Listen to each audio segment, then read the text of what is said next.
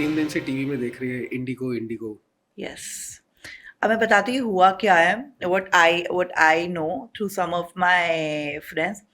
एक तो इंडिया का सिस्टम बहुत वियर्ड है, उनको प्री प्लान करना चाहिए था। So now there be new rules done by the India air aviation. इन लोगों ने द लिमिटेड आवर्स जो पायलट्स के जो आवर्स होते हैं, क्रूज के आवर्स होते हैं, उनको रिड्यूस कर दिया, which is working basically, hours. yeah, working hours, which is known as the duty limited hours, time duty limited hours, something of that sort, I guess. तो उन लोगों ने reduce किया। अब staff तो वैसे ही है, flights उतने हैं, अब the staff is limited, right? So of course that led to chaos, catastrophe हो गया कि बिकॉज अब ये हो गया कि डिमांड ज़्यादा है, सप्लाई कम है। अब उनके वर्किंग आवर्स कम हो गए। आई थिंक 48 आवर्स थे, अब ऐसे कुछ हुआ है, like you know certain it's been reduce drastically. तो इन अ वे ये अच्छा भी हो गया in terms of security, and crew को भी रेस्ट मिल जाता है। Overwork need, you know, they don't overwork.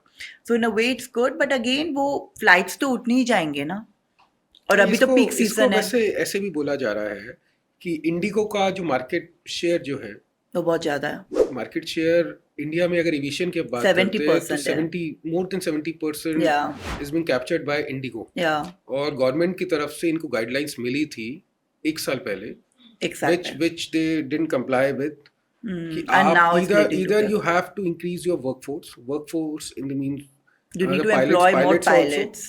अब आप ये देखिए कि पायलट्स जो भी स्टेटमेंट्स आती है अभी, Mm, 24 घंटे के अंदर 12 घंटे वर्किंग आवर्स, 12 घंटे के अंदर 12 13 घंटे वो काम करें नॉन स्टॉप। yeah, और सबसे ज़्यादा जो हेक्टिक ब्रेन पे जो प्रेशर जो पायलट के पड़ता है, टेक ऑफ और लैंडिंग, ये बिल्कुल एक हाई इंटेंसिटी एक प्रेशर होता है कैबिन के अंदर, जो कैबिन क्रू हम जो बोलते Yeah. हैं, प्रेशर से झेलते हैं। आप देखते हैं ना, लोगों के कान सुन हो गए, Right. या यहाँ पे एयर प्रेशर डेवलप हो गया, तो ये यूजुअली ये सारा का सारा टेक ऑफ और लैंडिंग के दौरान Yeah. होता है। आप ये सोचिए कि किसी भी क्रू के लिए या पायलट के लिए 5 landing, 6 landing, 6 take It's off, too 5, much. It's too much. अब It's too अगर ये much. चीज इनको अवॉइड करनी थी तो इनको 1 साल पहले से गवर्नमेंट ने जो इंस्ट्रक्शन दी थी उसके ऊपर काम करना चाहिए था।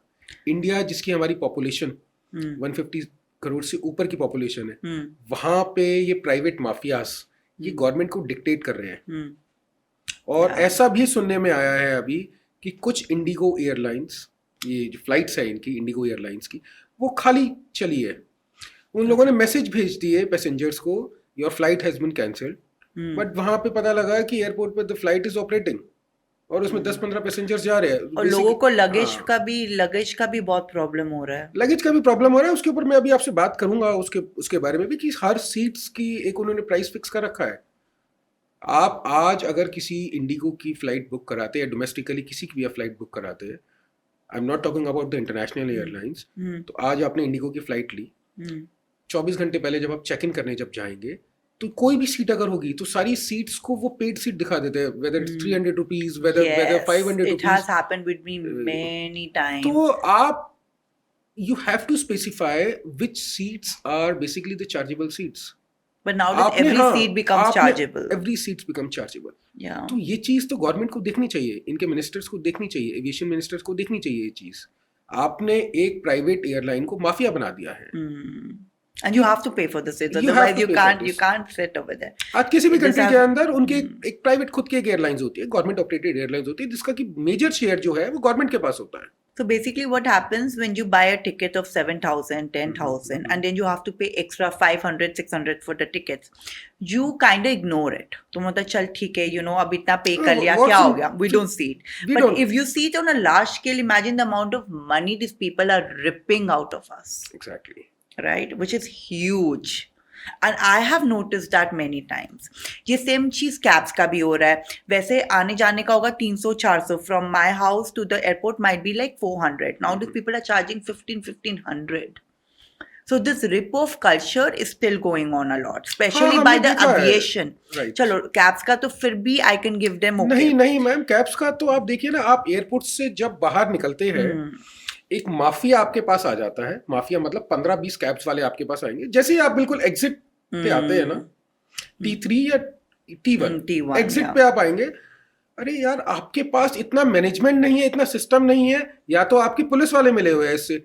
आपने उनकी एंट्री, उन कैब्स माफिया की कैब ड्राइवर की एंट्री, पैसेंजर जब बाहर आ रहा है, 15 लोग आ रहे हैं।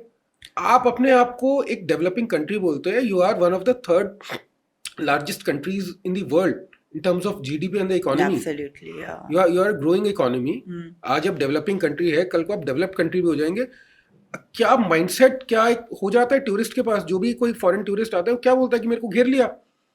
अच्छा, आप और हम लोग तो ये चीज जानते हैं कि वी हैव टू टेक इधर उबर और ओला और रैपिडो, या आपका जो दिल्ली में रहता है उनका ड्राइवर आएगा। लेकिन जो फॉरेन टूरिस्ट जो आता है वो तो सीधा बोलेगा कि ये अगर ये एयरपोर्ट के बाहर आ रहा है मेन गेट के पास, तो ये कोई सर्टिफाइड कैब्स होगी गवर्नमेंट की। बट वो क्या चार्ज करते हैं, 300 रुपए की कैब्स के 1500 रुपए, 2000 रुपए। तो गवर्नमेंट इसके ऊपर कुछ नहीं देखती। और वहाँ का जो लोकल पुलिस स्टेशन जो होता है, इसका मतलब तो सब मिली भगत चल रही है। Now I'll tell you about this thing. I think this is all corruption done to a high level. Now if you go to places like Dubai में भी यही है, मॉल के बाहर बिल्कुल कैब्स आते हैं, you have to stand in a line. मैं आपको एक बात बताती हूँ, no one has the audacity to even break the line. Right. No one has the audacity. See, same is the case with Mumbai also. Mumbai culture is very much advanced. And they've actually followed discipline. Yeah, but कोई ऐसा नहीं आता वहाँ it's पे। all a rig off. I mean, I'm sure अगर किसी की audacity है ऐसे करने के लिए, अगर मैं आपके पास आकर बदतमीजी करती हूँ for no rhyme or reason, I'm sure there might be someone at my back, right?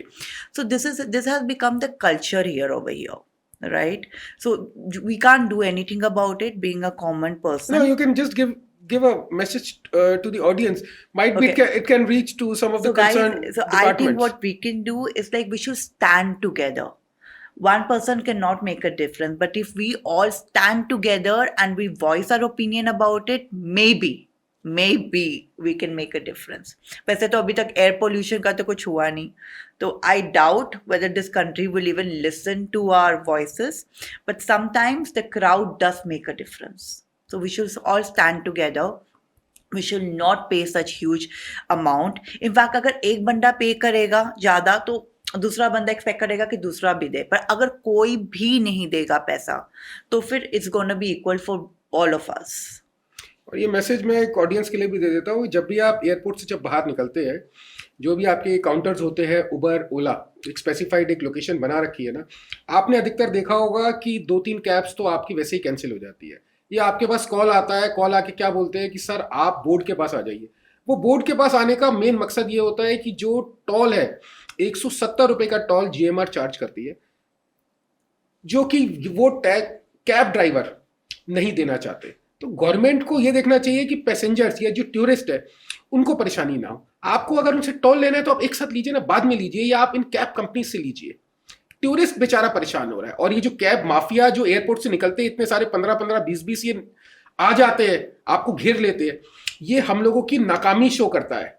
तो प्लीज कृपया करके मैं अथॉरिटीज से भी रिक्वेस्ट करूंगा कि कृपया करके इन लोगों को ये समझाइए कि आप अपनी डेजिग्नेटेड जगह पे ही खड़े हो, ये लोगों को घेरना बंद कर दीजिए। I agree. क्योंकि वो बिल्कुल झपट्टा सा मारने लगते हैं, 1500 लोगों को लूटते हैं, अच्छा नहीं लगता। इसलिए लोग टूरिस्ट क्या बोलता है कि will not go to India. That happens in Goa so much. Like, Goa is worst. Like small distances के लिए, even like 2-3 kilometers के लिए they charge you like 1500. So Goa is really bad. अब गोवा का भी वैसे ही है, गोवा का उनका एसोसिएशन है, they have associations, they do that to everyone who comes to Goa. So if you want to enjoy in Goa, you have to pay all this. But the price is fixed, I suppose. No, it's not fixed. No, not fixed. When I go to Goa, it's like completely... The fluctuating price. No. It's very bad. It's very horrible, the scene in Goa. Government को तो देखना चाहिए इसके ऊपर. That's sad that the government is not doing anything, yeah. That's very sad. Imagine, मैं तो उन लोगों के बारे में सोच रही हूँ जिनके पास ज़्यादा अलाउंस नहीं होती, and they keep saving their money, right? And बेचारों को they have to pay 1500, 2000 for nothing.